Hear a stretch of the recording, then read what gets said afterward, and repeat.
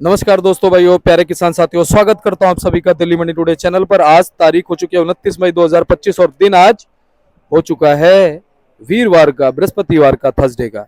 चलिए आपको बताते हैं कि आजादपुर मंडी में आज प्याज का क्या कुछ भाव है, कैसा आज बाजार है, कैसी आज ग्राहकी, कैसा आज माहौल है, कितनी आज आपकी आजादपुर मंडी में प्याज की पहुंची है और उन आपको से क्या कुछ भाव बन गए हैं, कैसे बाजार बन गए हैं, कैसा परिवर्तन मौसम की वजह से आ गया है, क्वालिटी की वजह से आ गया है। देखा जाए तो हर जगह बारिश बारिश बारिश है और बारिश जो है वो प्याज की बहुत बड़ी दुश्मन है। तो अब ये दुश्मन जो है प्याज से कितनी दुश्मनी निकालेगा, इस दुश्मनी का क्या जो है आने वाले दिनों में अंजाम होगा, सारी चीजों पे हम बात करेंगे, विश्लेषण आपको देंगे। और ये हमेशा सही और सच्चा विश्लेषण हम आपको देने की कोशिश करते हैं, मंडियों की सही रिपोर्ट आप तक पहुंचाने की कोशिश करते हैं। आप चैनल को सब्सक्राइब कर लीजिएगा, वीडियो को एक छोटा सा लाइक कीजिएगा। और चलिए आपको बताते हैं कि आज क्या कुछ आवक है, भाव है, उठाव है, गिराकी है, माहौल है। चलिए बात कर लेते हैं मुनीष भाई से। जी, कैसे हो भैया? बहुत बढ़िया फर्स्ट क्लास जी। मुनीष भैया, क्या कुछ माहौल चलता बनता नजर आ रहा है?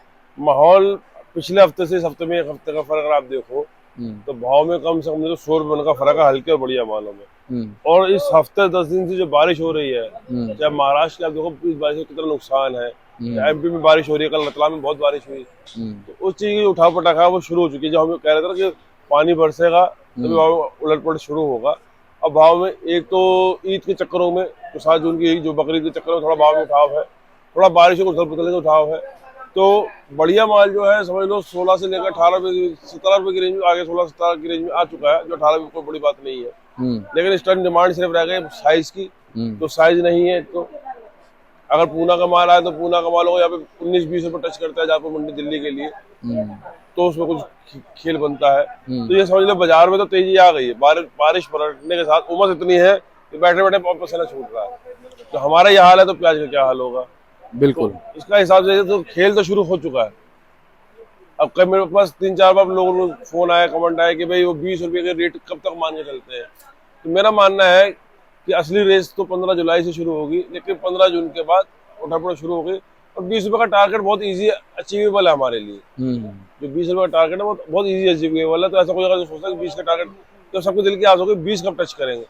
20 तो हम महीना सवा महीने में टच कर लेंगे, तो ऐसा इशू नहीं आना चाहिए जी, जो क्वालिटी रह जाएगी वो। बिल्कुल।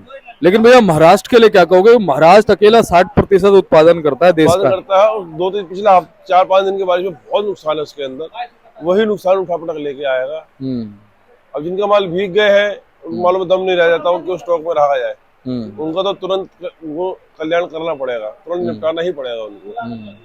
तो यही चीज खेल करती है। हालांकि अभी ये टाइम से पहले की बारिश है, ये खेल 15 जून से शुरू होना चाहिए था, लेकिन हम सोचे थे कि 15 जुलाई के बाद रेस शुरू होती, लेकिन ये उठापटा अभी शुरू हो चुकी है। बढ़िया और हल्के मालों में कम से कम 5 से लेकर 7 रुपए किलो का फर्क है।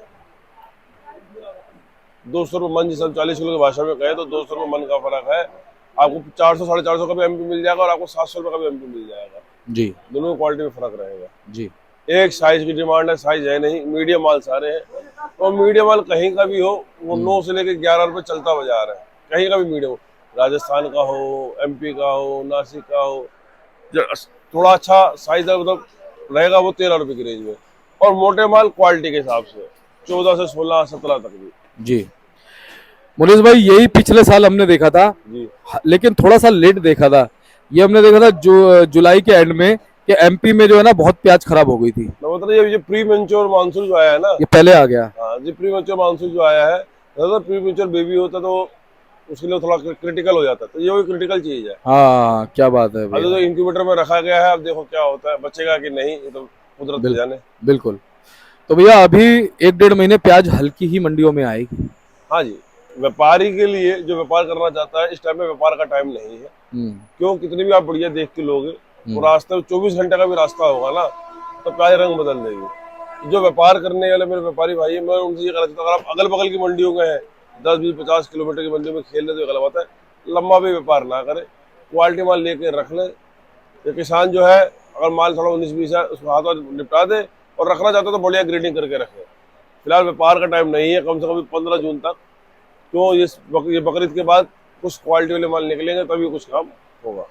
अच्छा मुनीष भाई, एक बात और है कि जब किसान इस तरीके से मर जाता है किसान का इस तरह से नुकसान हो जाता है, तो उसके बाद फिर आगे बाजारों में क्या कुछ फर्क देखने को मिलता है, उसके बाद फिर उत्पादन में क्या फर्क देखने को मिलता है? तो जो उत्पादन का ऐसा है कि पिछले साल भरपूर भाव रहा था, और भरपूर भाव का असर ये था, इस बार अलवर भरपूर उत्पादन, भाव रहा था, इसमें भरपूर उत्पादन हुआ।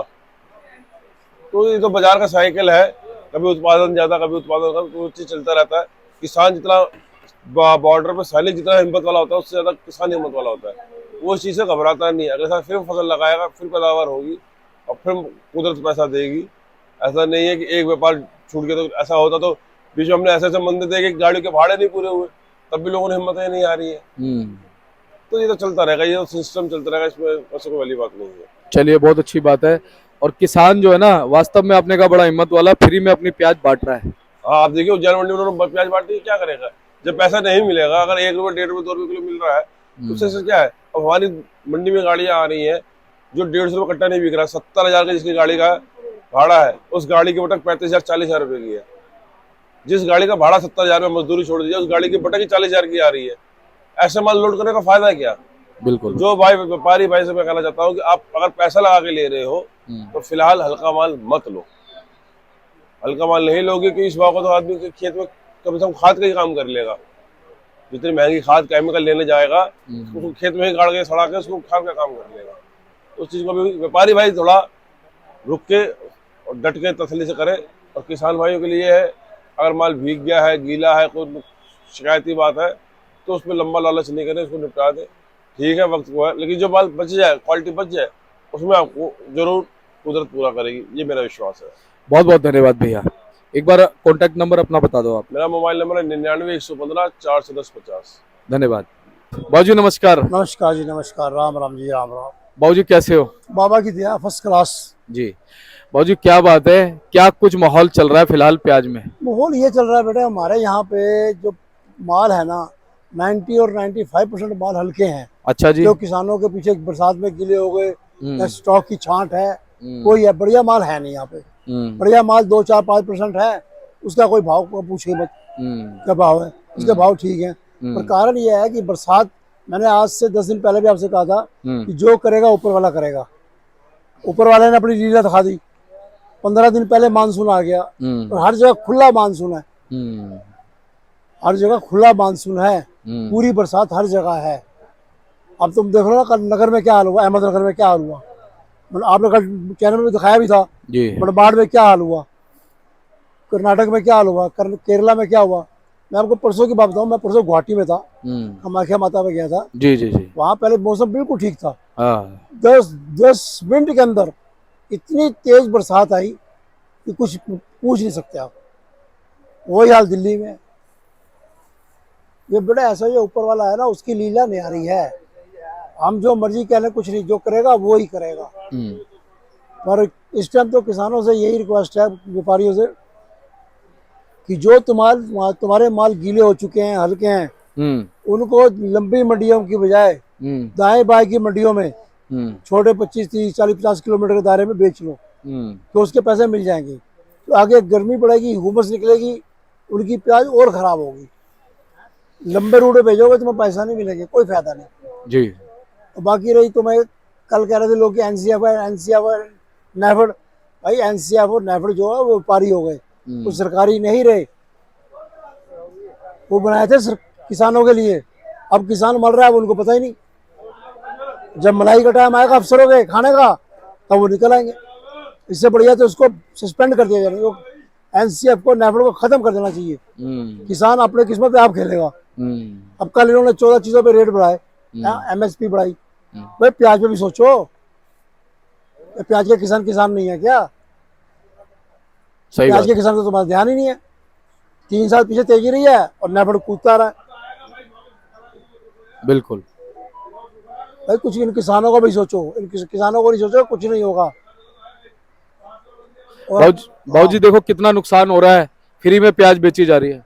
उज्जैन के अंदर, रतलाम के अंदर किसान ट्राली पे लाकर फ्री बेच रहा, क्या करे? किराया पूरा नहीं होता। पहले कह रहे थे 2 रुपए 5 रुपए, वो 2 रुपए 5 रुपए भी नहीं ले रहा, फ्री बेच रहा है। भाई ऐसा है ना, बरसात प्याज बाहर पड़ा रहा है, गीला हो गया। हाँ। अब गीला कौन लेगा? हाँ। किसान के पास इतना शेड नहीं होता कि उसको सुखाए या छुपाए। वो तो खेत में रखता है, तो खेत में कहाँ सूखेगा? और दागी होगा, सही बात ऊपर से है, बरसात, नीचे से उमस। सही बात है। प्याज की स्थिति जो है देखो ऐसा है, प्याज की स्थिति अभी महीना डेढ़ महीना ऐसे चलेगी, क्योंकि महीना डेढ़ महीना हल्के माल आएंगे, 5-7% बढ़िया माल आते हैं, उनके भाव लोग छू के हवा उड़ाते हैं। ऐसा गलत काम नहीं करो, किसान को सही रिपोर्ट दो।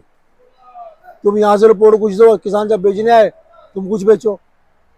सही बात है, इसमें अपनी बदनामी मत करो, ना मंडी की बदनामी करो। जो रेट हुआ है वही रेट बोलो। बिल्कुल। अब देखो जैसे हल्के माल है, हाँ, ये 5, 6, 7, 8 रुपए किलो बिक रहे हैं। और हमारे पास एक गाड़ी लगी जाए राजस्थान की, बढ़िया माल था, 200 कुछ कट्टे का टेम्पू था वो बॉजी बिका है 14 रुपए से लेके 15 रुपए किलो तक। और गाड़ी क्लियर भी होगी, तुल भी गई, व्यापारी ने पर्चा बनवा लिया था।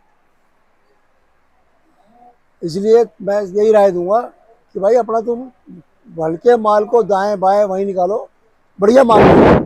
तो हमारे यहाँ पर मंडी के अंदर 95% कूड़ा पड़ा है, तो कूड़े में सब रोज छिटाई, कोई ऐसा पड़ा नहीं जहाँ छिटाई ना हो रही हो। ऐसा नुकसान क्यों करते हो?